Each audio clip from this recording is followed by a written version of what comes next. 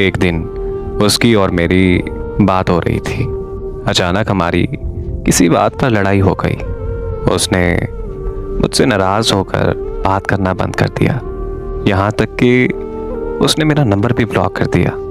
ऐसा पहले भी कई बार हो चुका था, लेकिन कुछ दिनों बाद हमारी सुलह हो जाती थी।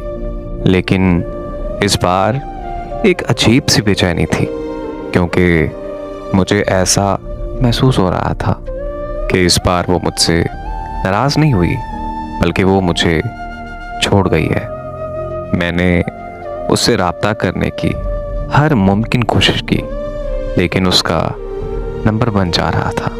जब मुझे कोई हल ना मिला तो मैंने उसके घर जाने का सोचा, यानी उसके गांव।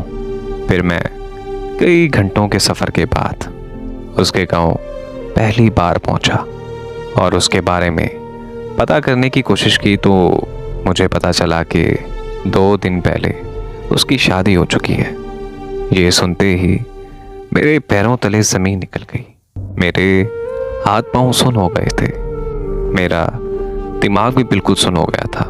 मुझे कुछ समझ नहीं आ रहा था कि ऐसी सिचुएशन में मैं करूं तो करूं क्या, क्योंकि 3 दिन पहले तो हमारी लड़ाई हुई थी और लड़ाई के अगले दिन ही उसकी शादी कैसे मुमकिन हो सकती थी।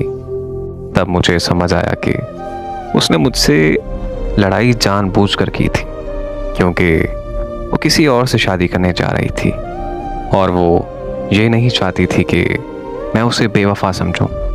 इसलिए उसने मुझसे लड़ाई करके नंबर बंद कर दिया था, ताकि मुझे यही लगे कि वो मुझे मेरी ज़ाती गलती की वजह से छोड़कर चली गई। लेकिन मैं हैरान इस बात पर हूँ कि हमारा रिलेशन 2 साल तक रहा और मुझे कहीं से भी नहीं लगा था कि वो मुझसे मोहब्बत नहीं करती या फिर एक दिन मुझे ऐसे धोखे से छोड़ जाएगी।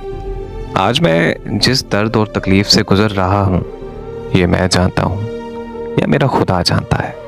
उसने तो अपना घर बसा लिया, लेकिन मेरा क्या? जो हज़ारों ख्वाब एक साथ देखे थे, उन ख्वाबों का क्या? कोई मजबूरी थी या फिर घर वालों का प्रेशर था? आखिर मुझे बताकर चली जाती, लेकिन मेरे साथ ऐसा गंदा खेल खेल कर तो ना चाहती कि जिसके बाद मेरी सारी ज़िंदगी अज़ियत में गुजरे। सच कहूँ तो बात सारी फितरत और ईमानदारी की होती है, और मुझे लगता है कि उसकी फितरत में ही बेईमानी थी, वरना ईमान वाले लोग धोखेबाज नहीं होते।